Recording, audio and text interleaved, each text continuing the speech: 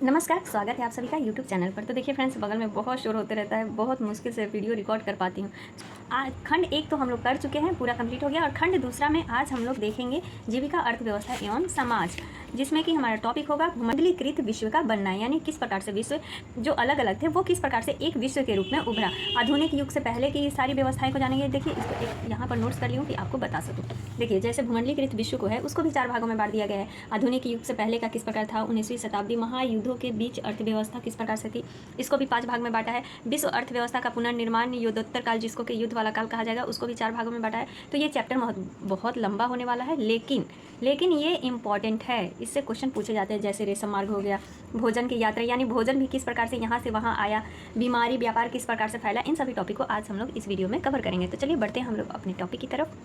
तो ऊपर के भाग में कुछ नहीं था, यहाँ से समझना है कि 3000 ईसा पूर्व समुद्री तटों पर होने वाले व्यापार के माध्यम से सिंधु घाटी की सभ्यता उस इलाके से भी जुड़ी हुई थी जिसे आज हम क्या कहते हैं, तो पश्चिमी एशिया के नाम से जानते हैं। यानी पश्चिमी एशिया के नाम से जिसको हम जानते हैं, वहाँ तक भी सिंधु घाटी सभ्यता की जो एरिया है, क्षेत्रफल है, वो जुड़ा हुआ था। 1000 साल से भी ज़्यादा समय से मालवी द्वीप के समुद्र में पाई जाने वाली जो कौड़ियाँ, यानी जिसको पैसा या मुद्रा का समझा जाता था उस समय, कौड़ियाँ चीन और पूर्वी अफ्रीका तक पहुँचती रही। बीमारियाँ फैलने वाले कीटाणुओं का दूर दूर तक पहुँचने का इतिहास जो है वो 7वीं सदी तक ढूंढा जा सकता है। और 13वीं सदी के बाद तो इसका प्रसार बिल्कुल निश्चय रूप से ही साफ देखा जा सकता है 13वीं सदी के बाद। देखिए, ये एक डायग्राम है जिसमें कि ये नाव के बारे में विस्तार से बताया गया है। देखिए, इस डायग्राम को थोड़ा सा पढ़ लीजिए।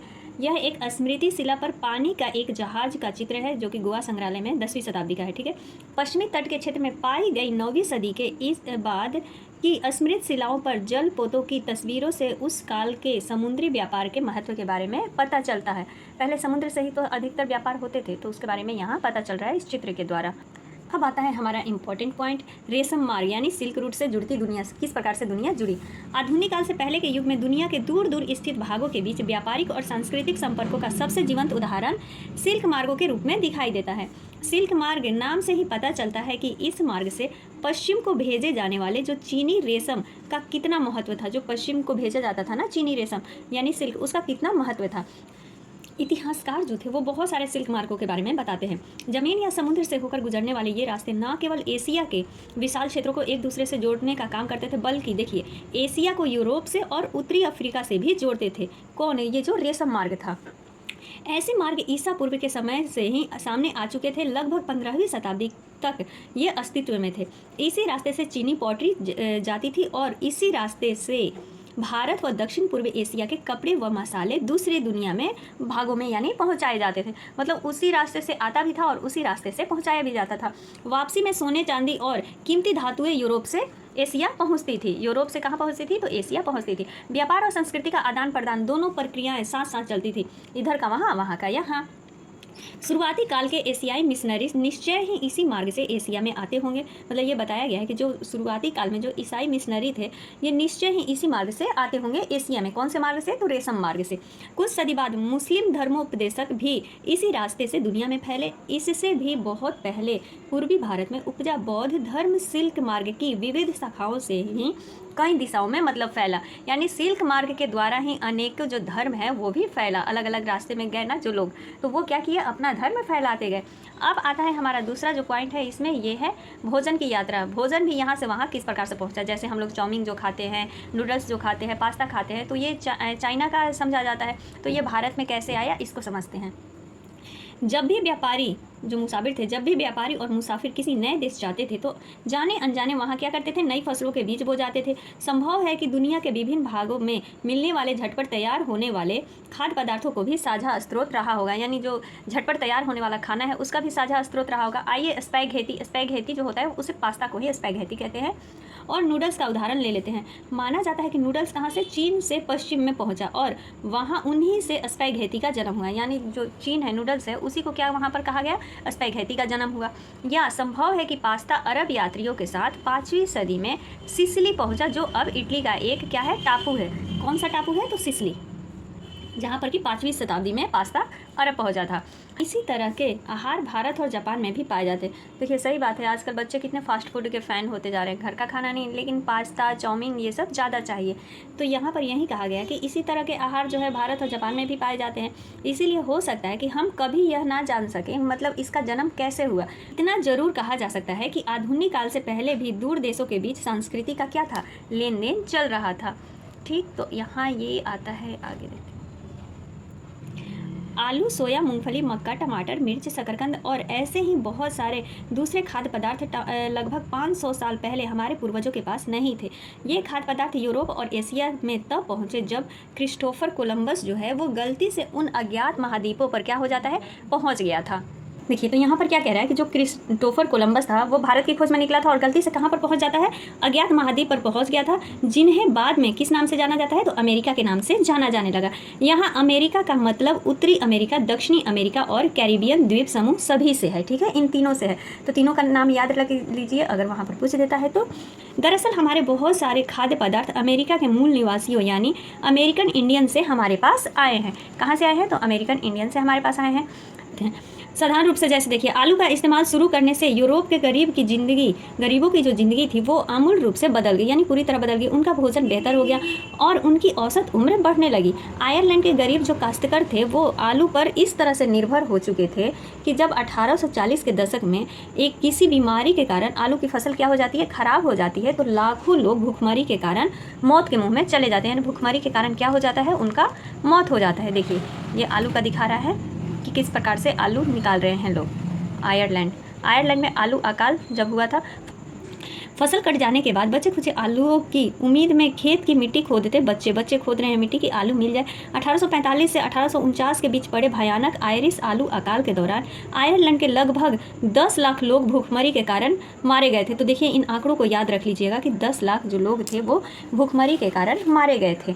इससे 2 गुने लोग काम की तलाश में घर बार छोड़ करके एक दूसरे इलाके में चले गए थे। ठीक है, तो इस पॉइंट को याद रख लेना है। बॉक्स से प्रश्न पूछे जाते हैं तो इसलिए बॉक्स को इग्नोर नहीं करना है। ये हमारा तीसरा टॉपिक है, विजय, बीमारी और व्यापार। और इसमें मतलब यही सब दिखाया गया है कि पहले जो अमेरिका था वो दुनिया से अनजान था और 16वीं शताब्दी में जब उसकी विशाल जो भूमि है, बेहिसाब फसलें, खनिज पदार्थ हर दिशा में जब वो फैलता है तो उससे उसके जीवन का रंग रूप किस प्रकार से बदलता है। आज के पेरू में, मैक्सिको में मौजूद खाने, जैसे देखिए आज जो पेरू है और मैक्सिको है उसमें मौजूद खानों से निकलने वाली जो कीमती धातुएँ हैं, जैसे खासतौर पर चांदी ने यूरोप की संपदा को बढ़ाया था। आधुनिक युग से पहले की बात हो रही है कि यूरोप की संपदा को बढ़ाया और पश्चिम एशिया के साथ होने वाले उसके व्यापार को गति भी प्रदान की। 17वीं सदी के आते आते पूरे यूरोप में दक्षिण अमेरिका की धन संपदा के बारे में तरह तरह की किस्से बनने लगे। कहाँ पर, तो यूरोप में जो दक्षिण अमेरिका के धन संपदा थे उसके बारे में किस्से होने लगे। इन्हीं को क्या कहा गया, तो किंवदंतियों की बदौलत वहाँ के लोग एल डोराडो को सोने का शहर मानने लगे। किसको मानने लगे, नाम समझिए, एल डोराडो को सोने का शहर मानने लगे। और उसकी खोज में बहुत सारे खोजी अभियान भी शुरू किया गया। किसकी खोज में, किंवदंती मतलब जो यह पता चला कि हाँ भाई दक्षिण अमेरिका जो है वो धन संपदा से भरा पड़ा है, तो उसी की खोज में लोग अभियान शुरू कर देते हैं। नेक्स्ट है हमारा 16वीं सदी के मध्य तक आते आते पुर्तगाली और स्पेनिश सेनाओं की विजय का सिलसिला शुरू हो जाता है। अब देखिए विजय भी था ना, तो यहाँ पर क्या होता है, पुर्तगाली और स्पेनिश सेनाओं की विजय का सिलसिला शुरू हो चुका था। उन्होंने अमेरिका को उपनिवेश बनाना शुरू कर दिया। यूरोपीय सेनाएं केवल अपनी सैनिक ताकत के दम पर नहीं जीतती थी। स्पेनिश विजेताओं के सबसे शक्तिशाली हथियारों में परंपरागत किस्म का सैनिक हथियार तो कोई था ही नहीं। यह हथियार तो चेचक था। देखिए किससे वो जीती थी, चेचक जैसी बीमारी से, क्योंकि वहाँ पर यूरोपियों में बहुत चेचक फैल गया था और वो क्या किए, बीमारी भी विश्व में बांटते जा रहे थे। तो देखिए जहाँ जहाँ जाएंगे ना वहाँ बीमारी किस प्रकार से फैलता है। चेचक जैसे कीटाणु थे जो स्पेनिश सैनिकों और अफसरों के साथ वहाँ जा पहुँचे थे। लाखों साल से दुनिया से अलग थलग रहने के कारण अमेरिका के लोगों के शरीर में यूरोप से आने वाली जो ये बीमारियाँ थी उससे बचने की पहले तो कोई वैक्सीन नहीं थी। तो वहीं बोल रहा है कि रोग प्रतिरोधक की क्षमता नहीं थी, रोकने की कोई वैक्सीन क्षमता नहीं थी। इसी कारण नए स्थान पर इसके फलस्वरूप क्या होता है कि इस नए स्थान पर चेचक बहुत क्या होता है, मतलब घातक साबित होता है। और एक बार संक्रमण शुरू होने के बाद तो यह बीमारी पूरे महाद्वीप में फैल जाती है। जहाँ यूरोपीय लोग नहीं पहुँचे थे वहाँ के लोग भी इसकी चपेट में आने लगे। इससे पूरा का पूरा समुदाय खत्म होने लगा। इस तरह घुसपैठियों की जीत का रास्ता आसान होते चला। जब वहाँ के लोग ही, जो वहाँ के निवासी हैं, वो खत्म होने लगेंगे तो घुसपैठियों की जीत तो होगी ही, कोई रोकने वाला ही नहीं रहेगा। बंदूकों को तो खरीद कर या छीन कर हमलावारों के खिलाफ भी इस्तेमाल किया जा सकता था, पर चेचक जैसी बीमारी के मामले में तो ऐसा नहीं था। ऐसा कैसे कर सकते हैं? अब बीमारी किसको हम छीनेंगे? बीमारी तो छीना नहीं ना जा सकता है ताकि उससे लड़ सके। बंदूक तो है नहीं कि हम छीन सकते हैं। अब यहाँ पर क्या कह रहा है कि 19वीं सदी तक यूरोप में गरीबी और भूख का ही साम्राज्य था। देखिए कहाँ पर? यूरोप में गरीबी और भूख का साम्राज्य था। शहरों में बेहिसाब भीड़ थी और बीमारियों का बोलबाला था। धार्मिक टकराव आम बात थे वहाँ पर। धार्मिक असंतुष्टों के कारण, यानी जो स्थापित विश्वास और तरीकों को जो नहीं मानते थे, वहीं है धार्मिक असंतुष्टों को कड़ा दंड दिया जाता था। इस वजह से हजारों लोग यूरोप से भागकर कहाँ आने लगे? अमेरिका जाने लगे। वहाँ पर क्योंकि गरीबी भी था, भूखमरी का साम्राज्य वहाँ पर स्थापित हो गया था, तो जिसके कारण यूरोप के लोग कहाँ भागने लगे? अमेरिका जाने लगे। 18वीं सदी में जब अमेरिका में अफ्रीका से पकड़कर जो गुलाम लाए जाते थे, उनको यूरोपीय बाजारों के लिए कपास और चीनी के उत्पादन में लगा दिया गया। 18वीं शताब्दी का काफ़ी समय बीत जाने के बाद भी चीन और भारत दुनिया के लिए सबसे धनी देश था। तभी तो भारत को सोने की चिड़िया कहा जाता था। एशियाई व्यापार में भी उन्हीं का दबदबा था। लेकिन विशेषज्ञों का मानना है कि 15वीं सदी से चीन ने दूसरे देशों के साथ अपने संबंध शुरू कर दिया, यानी संबंध क्या कर दिया? कम करना शुरू कर दिया, मिलना जुलना कम कर दिया। वह दुनिया से अलग थलग पड़ने लगा। चीन की घटती भूमिका और अमेरिका के बढ़ते महत्व के चलते विश्व व्यापार का केंद्र पश्चिमी की ओर खिसकने लगा। पश्चिम यानी अमेरिका की तरफ खिसकने लगा। अब यूरोप ही विश्व व्यापार का सबसे बड़ा केंद्र बन गया था। किस शताब्दी में? 18वीं शताब्दी की ये बातें हो रही हैं। तो यूरोप विश्व का क्या बन गया? सबसे बड़ा विश्व व्यापार केंद्र बन गया। देखिए ये किस प्रकार से गुलामों की खरीद हो रही है। ऐसे गुलामों को मतलब अच्छे अच्छे कपड़े पहना करके लाए जाते थे ताकि उनकी बोली ऊंची लग सके, अच्छे दाम मिल सके। एक तरफ ये पुरुष है जो कि गुलाम है और दूसरी तरफ महिलाएं हैं और बच्चे भी जो हैं वो बिकने के लिए यहाँ पर लाइन में लगे हुए हैं। अब भूमंडलीकरण चैप्टर से हमारा दूसरा पॉइंट है 19वीं शताब्दी, यानी 1815 से 1914 तक के बारे में इसको पढ़ना है। तो इसीलिए ये बहुत लंबा होगा, तो इसका आधा हम लोग देखेंगे, क्योंकि देखिए इस प्रकार से 2.1 करके इसे 6 भागों में बांटा गया है। तो चलिए थोड़ा सा यहाँ समझ लेते हैं। 19वीं सदी में दुनिया तेजी से बदलने लगी। आर्थिक, राजनीतिक, सामाजिक, सांस्कृतिक और तकनीकी कारकों ने पूरे के पूरे समाज को काया पलट कर दी और विदेशों संबंधों को नए ढांचे में मतलब ढाल दिया। देखिए ये पॉइंट याद कर लीजिएगा कि अर्थशास्त्रियों ने अंतर्राष्ट्रीय आर्थिक विनिमय में 3 तरह की गतियों या प्रवाहों का उल्लेख किया है। पहला क्या है? तो पहला प्रवाह है व्यापार का होता था, जो 19वीं सदी के मुख्य रूप से वस्तुओं जैसे कपड़ा या गेहूं आदि के व्यापार तक सीमित था। दूसरा क्या था? तो दूसरा श्रम का प्रवाह था। इसमें लोग काम या रोजगार की तलाश में एक जगह से दूसरे जगह जाते थे। तीसरा क्या था? तो तीसरा पूंजी था, जिसे अल्प या दीर्घ अवधि के लिए दूर दराज के इलाकों में क्या किया जाता था? उसे निवेश किया जाता था। ये तीनों तरह के प्रवाह एक दूसरे से जुड़े हुए थे और लोगों के जीवन यापन को प्रभावित करते थे। बस कभी कभी इन कारकों के बीच मौजूद संबंध टूट भी जाते थे। उदाहरण के लिए जैसे वस्तुएं या पूंजी की आवाजाही के मुकाबले श्रमिकों की आवाजाही पर प्रायः ज़्यादा शर्तें और बंदिशें लगाई जाती थी। फिर भी यदि हम इन तीनों प्रवाहों को एक साथ अध्ययन करें तो 19वीं सदी की विश्व अर्थव्यवस्था को ज़्यादा अच्छी तरह से समझ सकते हैं। मतलब इन तीनों को अगर साथ में लेकर के समझेंगे तो। अब आता है विश्व अर्थव्यवस्था का उदय किस प्रकार से होता है, इसको देख लेते हैं। तो इसको यहाँ से देखते हैं हम लोग। 18वीं सदी के आखिरी दशकों में ब्रिटेन की आबादी तेजी से बढ़ने लगी। नतीजा यह हुआ कि देश में भोजन की मांग भी बढ़ी। अब जनसंख्या बढ़ेगा तो भोजन, कपड़ा, लता, हर चीज़ बढ़ेगा। जैसे जैसे शहर फैले और उद्योग बढ़ने लगे, कृषि उत्पादनों की मांग भी बढ़ने लगी। कृषि उत्पाद महंगे होने लगे। दूसरी तरफ बड़े भूस्वामी थे, उनका दबाव सरकार पर बढ़ने लगा। और सरकार क्या करती थी? तो सरकार आयात पर भी पाबंदी लगा दी। दूसरी तरफ बड़े भूस्वामियों के दबाव में सरकार ने मक्का के आयात पर क्या की? तो पाबंदी लगा दी। जिस कानूनों के सहारे सरकार ने यह पाबंदी लागू की थी उन्हें क्या कहते हैं? तो उन्हें कॉर्न लॉ कहते हैं। कॉर्न मतलब क्या होता है? मक्का, और मक्का के ऊपर ही पाबंदी लगाई थी ना, तो इसलिए क्या कहा जाता है? इसे कॉर्न लॉ कहा जाता है। किसके दबाव में आकर के? तो बड़े भूस्वामियों के दबाव में आकर के। अब यहाँ पर दे देगा ना कि ये कथन सही है, यहाँ पर बड़े भूस्वामी दे देगा या बड़े कृषक दे देगा, तो अलग अलग बात है। तो यहाँ पर हम लोग क्या पढ़ रहे हैं? बड़े भूस्वामियों के दबाव में सरकार ने मक्का के आयात पर पाबंदी लगा दी थी, जिसे क्या कहा जाता है? कॉर्न लॉ कहा जाता है। कॉर्न लॉ के निरस्त हो जाने के बाद बहुत कम कीमत पर खाद्य पदार्थों का आयात किया जाने लगा। देखिए क्या होता है कि यहाँ पर फिर से कॉर्न लॉ को समाप्त कर दिया जाता है। आयातित खाद्य पदार्थों की लागत ब्रिटेन में पैदा होने वाले खाद्य पदार्थों से भी कम थी। फलस्वरूप ब्रिटेन किसानों की हालत बिगड़ने लगी, क्योंकि वे आयातित माल की कीमत का मुकाबला नहीं कर सकते थे। विशाल भूभागों पर खेती बंद हो गई। हजारों लोग बेरोजगार हो गए और गाँव से उजड़ कर या तो शहर में या दूसरे देशों में वो जाने लगे। तो देखिए जब बेरोजगारी आएगा तो लोग इधर से उधर जाते ही हैं, तो यही हाल पहले भी हो रहा था। जब खाद्य पदार्थों की कीमतों में गिरावट आई तो ब्रिटेन में उपभोक्ता का स्तर क्या हो गया, बढ़ गया। उपभोगों की चीज़ तो बढ़ेगा ही। 19वीं सदी के मध्य से ब्रिटेन की औद्योगिक प्रगति काफ़ी तेज रही, जिससे लोगों की आय में वृद्धि हुई। अच्छा देखिए कब अब होता है, तो 19वीं सदी के मध्य में ब्रिटेन की औद्योगिक जो प्रगति है वो तेज हो जाती है, जिससे कि लोगों की आय में वृद्धि होती है।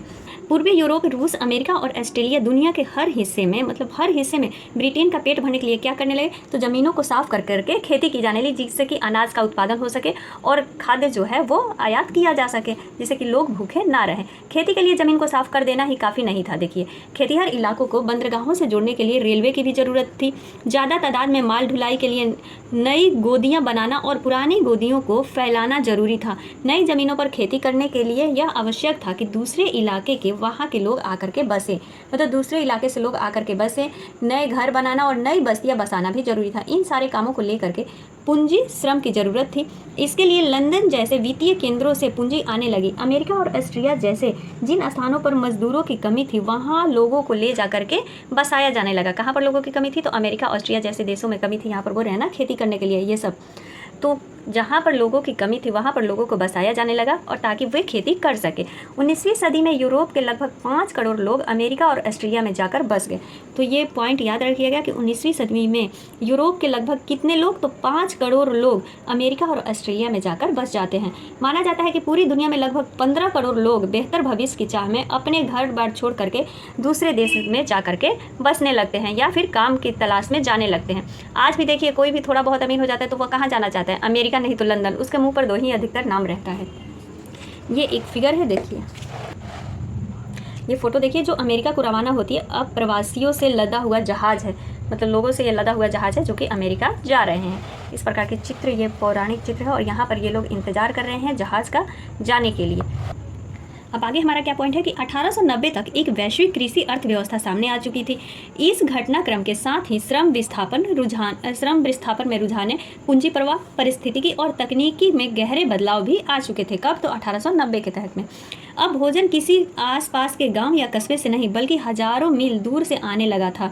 अब अपने खेतों पर खुद काम करने वाले किसान ही खाद्य पदार्थ पैदा नहीं कर रहे थे।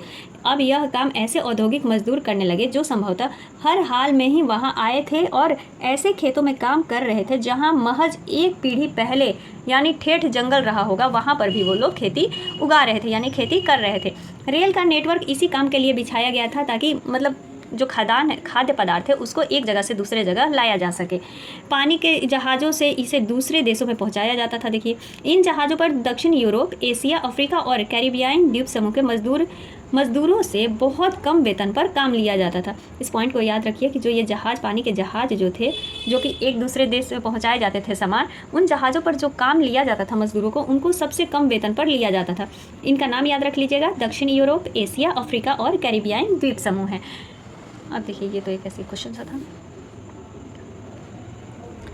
बहुत छोटे पैमाने पर ही सही, लेकिन इसी तरह के नाटकीय बदलाव हम अपने यहाँ पंजाब में भी देख सकते हैं। यहाँ ब्रिटिश भारतीय सरकार ने अर्ध रेगिस्तानी पड़ती ज़मीनों को उपजाऊ बनाने के लिए, अच्छा देखिए अपना पंजाब की बात कर रहा है कि मतलब उपजाऊ बनाने के लिए नहरों का जाल बिछा दिया ताकि निर्यात के लिए गेहूँ और कपास की खेती की जा सके। नई नहरों की सिंचाई वाले इलाकों में पंजाब के अन्य स्थानों के लोगों को लाकर बसाया गया। उनकी बस्तियों को केनाल कॉलोनी कहते हैं। अच्छा तो ये जहाँ पर ब्रिटिश भारतीय सरकार जो पंजाब के लोगों को बसाती थी, जिन बस्तियों को बनाती थी, उसे क्या कहा जाता था, तो केनाल कॉलोनी कहा जाता था। यहाँ पर होता है कि भोजन तो सिर्फ एक उदाहरण मात्र था। कुछ ऐसी ही कहानी कपास की भी रही जिसकी दुनिया भर में बड़े पैमाने पर खेती की जाने लगी ताकि जो ब्रिटिश लोग हैं उनके कपड़ा मिलों की मांगों को पूरा किया जा सके। रबड़ का भी वही हाल है। विभिन्न चीज़ों के उत्पादन में विभिन्न इलाकों में इतनी महारत हासिल कर ली थी कि 1820 से 1914 के बीच विश्व व्यापार में 25 से 40 गुना वृद्धि हो चुका था। देखिए विश्व व्यापार में कितना वृद्धि हो चुका था, तो 25 से 40 गुना। इस व्यापार में लगभग 60% हिस्सा प्राथमिक उत्पाद यानी गेहूं और कपास जैसे कृषि उत्पादों का था तथा कोयला जैसे खनिज पदार्थों का था। तो प्राथमिक उत्पादन कौन थे, गेहूं, कपास और कोयला जैसे खनिज पदार्थ थे जो कि प्राथमिक उत्पादन में शामिल थे। अब आते हैं तकनीक की तरफ की तकनीक की भूमिका क्या थी। ये अब हम लोग 19वीं सदी के बारे में देख रहे हैं। तो इस घटनाक्रम में तकनीकी की भूमिका क्या रही होगी, चलिए इसको देखते हैं। तो रेलवे, भाप के इंजन, टेलीग्राफ या ये सब तकनीकी बदलाव बहुत महत्वपूर्ण रहे। उनके बिना 19वीं सदी में आए परिवर्तनों की कल्पना नहीं की जा सकती। तकनीकी प्रगति अक्सर चौतरफा सामाजिक, राजनीतिक और आर्थिक कारकों का परिणाम होता है। उदाहरण के लिए जैसे औपनिवेशीकरण के कारण यातायात और परिवहन साधनों में भारी सुधार किए गए, तेज चलने वाली रेलगाड़ियां बनी, बोगियों का भार कम किया गया, जलपोतों का आकार बढ़ा जिससे किसी भी उत्पादन को खेतों से दूर दूर के बाजारों में कम लागत पर ज़्यादा आसानी से पहुंचाया जा सके। तो ये तकनीक के कारण ही ये सब हो रहा था। आगे है इसमें कि मांस उत्पादनों के व्यापार से इस प्रक्रिया का अच्छा अंदाज़ा मिलता है। 1870 के दशक तक अमेरिका से यूरोप को मांस निर्यात नहीं किया जाता था। मतलब कब, तो 1870 के दशक में अमेरिका से यूरोप को मांस का निर्यात नहीं किया जाता था। उस समय केवल जिंदा जानवर ही भेजे जाते थे जिन्हें यूरोप ले जाकर ही काटा जाता था। लेकिन जिंदा जानवर बहुत ज़्यादा जगह घेरते थे, बहुत सारे लंबे सफ़र में ही मर जाते थे, बीमार पड़ जाते थे, जिसके कारण उनका वजन भी बहुत गिर जाता था। अब सफ़र करेंगे तो वजन क्या होता था, उनका घट जाता था। इसी वजह से मांस खाना एक महंगा सौदा था। यूरोप के गरीबों की पहुंच से बाहर था। मांस क्या था, तो यूरोप के जो गरीब लोग थे उनकी पहुंच से बाहर था। दूसरी तरफ ऊंची कीमतों के कारण मांस उत्पादनों की मांग और उत्पादन भी कम रहता था। नई तकनीकी के आने से यह स्थिति बदल गई। पानी के जहाज़ों में रेफ्रिजरेटर यानी उसे ठंडा करने के लिए, उसे सेफ रखने के लिए क्या किया गया, स्थापित किया गया, जिससे जल्दी खराब होने वाली चीज़ें भी लंबी यात्राओं पर ले जाया जा सकता था आसानी से। जब पानी वाले जहाज़ में रेफ्रिजरेशन का स्थापित हो गया तब क्या होने लगा, तब जानवरों को पहले ही मार दिया जाता था और अमेरिका, ऑस्ट्रेलिया, न्यूजीलैंड सब जगह से जानवरों की बजाय उनका मांस ही यूरोप में भेजा जाने लगा। पहले उनके पास सिर्फ आलू और ब्रेड होते थे और बहुत सारे लोगों के भोजन में, और अब क्या होने लगा कि बहुत सारे लोगों के भोजन में मांसाहार यानी मक्खन और अंडे भी शामिल हो गए। तो ये हमारा क्या था, तो ये था तकनीकी का कमाल, यानी तकनीकी के द्वारा पहले जो जिंदा जानवर जाते थे अब वो मांस के द्वारा उनको काट करके पहले ही मांस भेजा जाने लगा। अब आते हैं तीसरा जो हमारा है 19वीं सदी के आखिर में उपनिवेशवाद को देखते हैं। तो देखिए 19वीं शताब्दी के आखिर दशकों में व्यापार बढ़ा और बाजार तेजी से फैलने लगा। यह केवल फैलते व्यापार और संपन्नता का ही दौर नहीं था, हमें इस प्रक्रिया के स्याह पक्ष को भी नज़रअंदाज नहीं करना चाहिए।